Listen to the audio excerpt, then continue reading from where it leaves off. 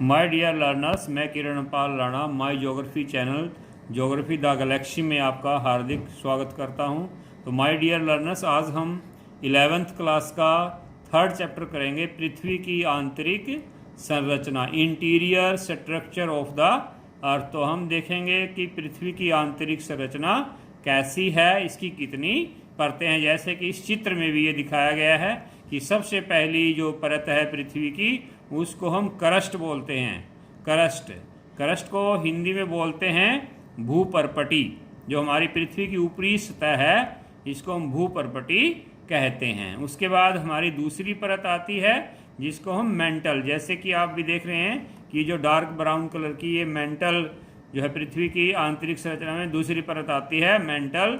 इसकी गहराई 2900 किलोमीटर है। उसके बाद तीसरी परत आती है, तीसरी परत को कोर, पृथ्वी का कोर या पृथ्वी का क्रोड अर्थात most central part of the earth.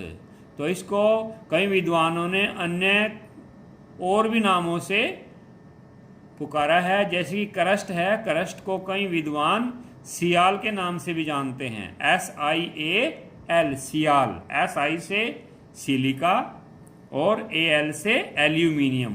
तो इसलिए जो करस्ट है, कई ज्योग्राफर इसको सियाल भी कहते हैं। उसके बाद दूसरी परत जिसको हमने मेंटल कहा है, ये जो ब्राउन कलर की है मेंटल, तो इसको हम सीमा भी कहते हैं, SIMA, सीमा। SI से सिलिका और MA से मैग्नीशियम। तो इसलिए दूसरी परत को हम सीमा कहते हैं। और तीसरी परत है नीफे, जिसको हमने कोर कहा है, CORE, कोर, जिसमें आउटर कोर और इनर कोर दिखा रखे हैं। तो जो इसको हम बोलते हैं नीफे, NIFE।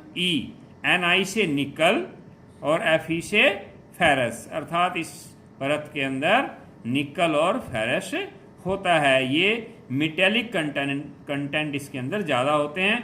तो आगे हम चलते हैं। तो इसमें सबसे पहला हमारा क्वेश्चन यही आता है कि जो पृथ्वी की जो आंतरिक संरचना है, उसके बारे में जो हमें ज्ञान प्राप्त होता है, तो वो हमें अधिकतर अप्रत्यक्ष स्रोतों से ही क्यों प्राप्त होता है, क्या कारण है, प्रत्यक्ष स्रोत क्यों नहीं है। तो देखिए, पृथ्वी जो है सौरमंडल का बहुत बड़ा ग्रह है। तो यदि हम इसकी त्रिज्या की बात करते हैं, तो इसकी त्रिज्या की लंबाई बुक में जो है 670 है, लेकिन जो सोफिस्टिकेशन की वजह से अब बहुत सोफिस्टिकेटेड इंस्ट्रूमेंट आ गए हैं।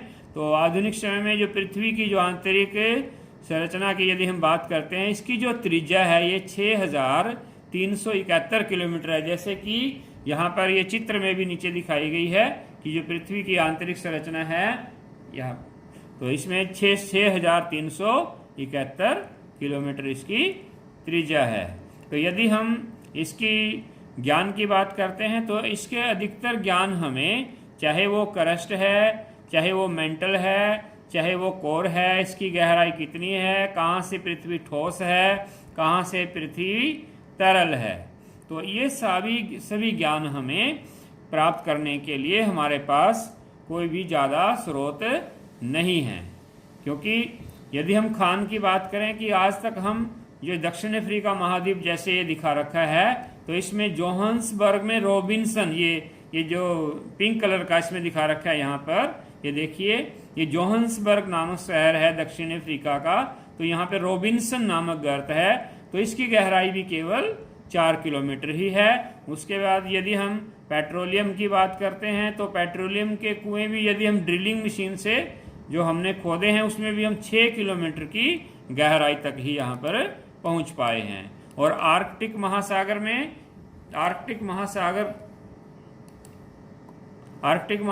में यदि हम बात करें, तो जो कुएं हमने ड्रिल किए हैं पेट्रोलियम निकालने के लिए,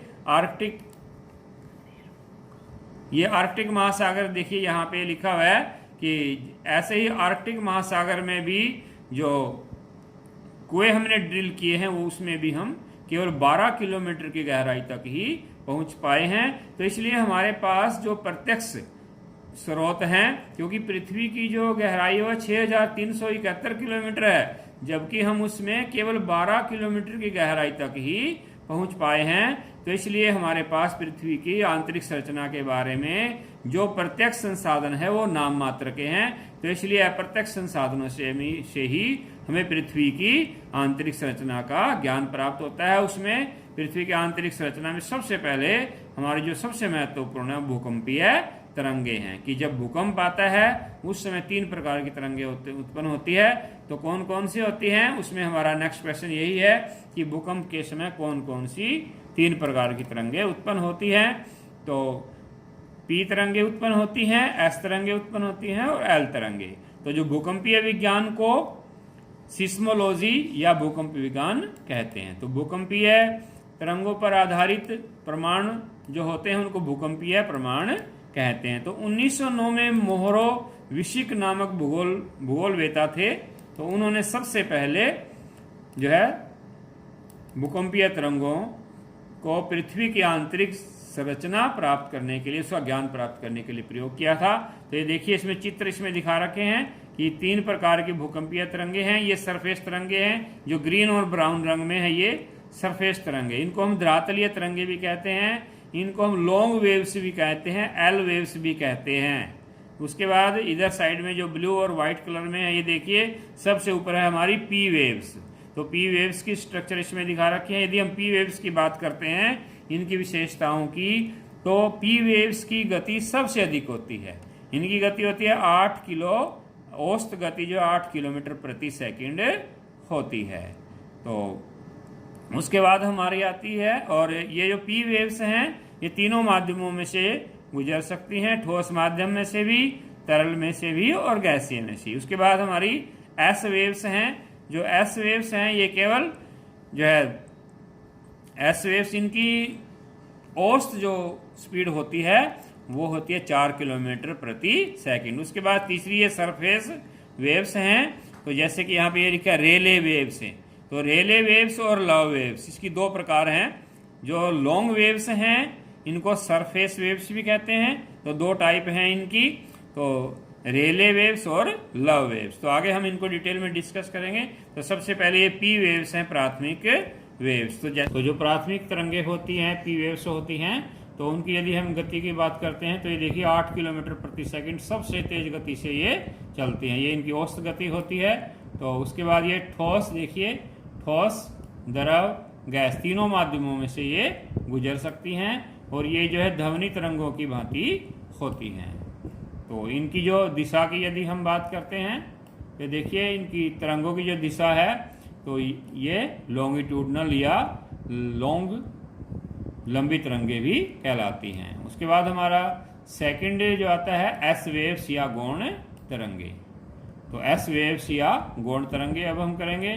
तो ये तरंगे जो हैं प्रकाश तरंगों की भांति होती हैं। जो लाइट वेव्स होती हैं उनकी भांति होती हैं, और अनुप्रस्थ तरंगे भी ये कहलाती हैं। उसके बाद यदि हम आगे बात करते हैं तो ये 90 डिग्री का कोण बनाती है। ये और ये एस वेव, सेकेंडरी वेव्स या गौण तरंगे, ये केवल जो है ठोस माध्यमों में से ही गुजर सकती हैं। तो 4 किलोमीटर प्रति सेकंड इनकी ये गति होती है। तो उसके बाद आगे हमारी तीसरी जो वेव्स आती हैं एल वेव्स, जिनको लॉन्ग वेव्स या धरातलीय तरंगे भी कहते हैं। तो एल वेव्स या लॉन्ग वेव्स या धरातलीय तरंगे, तो इनकी गति सबसे कम होती है। तो जैसे कि यहाँ पर ये दिखाया गया है कि इनकी गति जो है 3 किलोमीटर प्रति सेकंड होती है। बहुत धीमी गति से चलती हैं। तो ये धरातल तक ही सीमित रह जाती हैं, आगे जो है गहराई में नहीं जा पाती। तो इसलिए इनको धरातलीय तरंगे भी कहते हैं। तो धरातलीय तरंगे कहने का कारण क्या है, क्योंकि ये धरातल तक ही सीमित रहती हैं। तो और तीनों माध्यमों में से ये गुजर सकती हैं, चाहे वो ठोस माध्यम है, चाहे वो द्रव माध्यम है, चाहे वो गैसीय माध्यम है, तीनों माध्यमों में से गुजर सकती हैं। आगे हमारा नेक्स्ट क्वेश्चन इसमें आता है, देखिए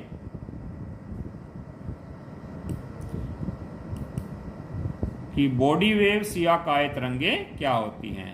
तो ये जो पी और एस तरंगे हमने पढ़ी थी, तो ये उन्हीं का ही प्रकार होती हैं। इन दोनों पी तथा एस तरंगों को ही हम बॉडी या तरंग, काय तरंग कहते हैं। तो क्यों कहते हैं, क्योंकि ये जो पी तथा एस तरंगे होती हैं ये ठोस माध्यमों से गुजर सकती हैं, तो इसलिए इनको बॉडी या ठोस तरंगे कहते हैं। उसके बाद हमारा नेक्स्ट क्वेश्चन आता है सतही या भूकंपीय तरंगे कहते क्या होती हैं। तो इसमें ये दो प्रकार की होती हैं, देखिए।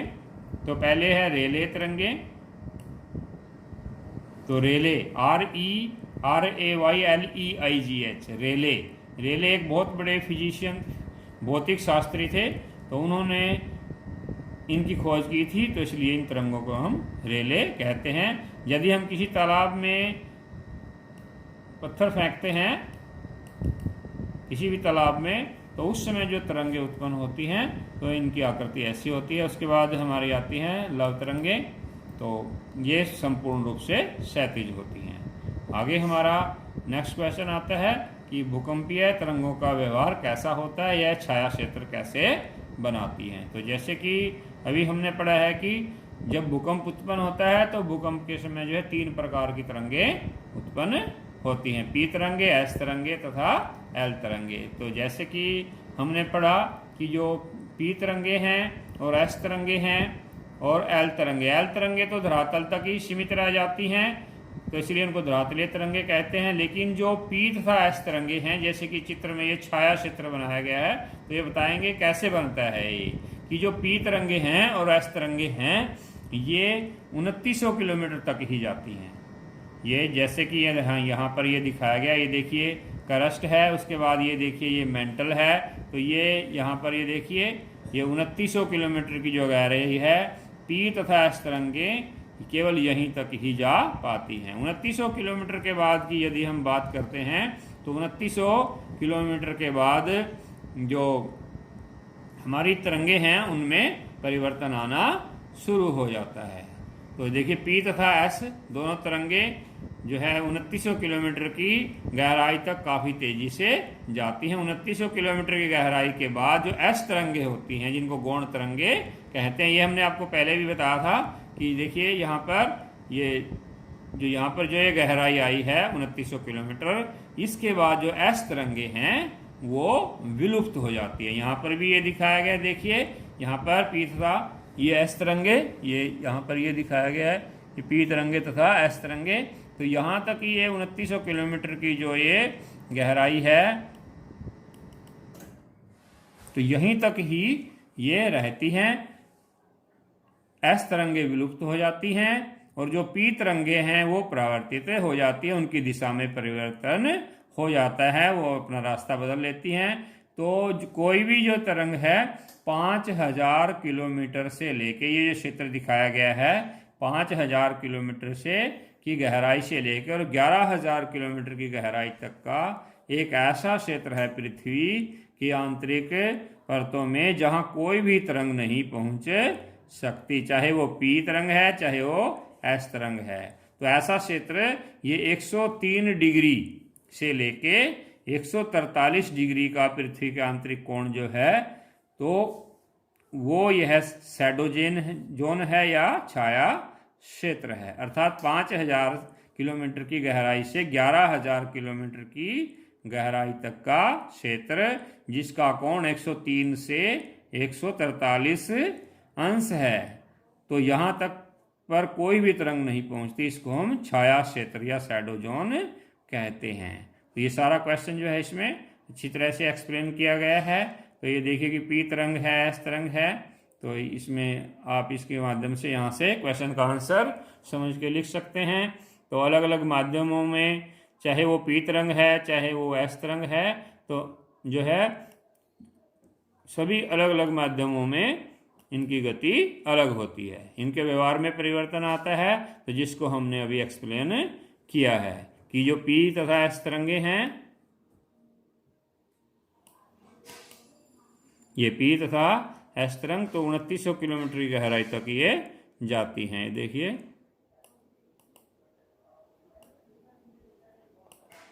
ये 2900 किलोमीटर की गहराई तक है। उसके बाद ये 2900 किलोमीटर के बाद जो एस तरंगे हैं, देखिए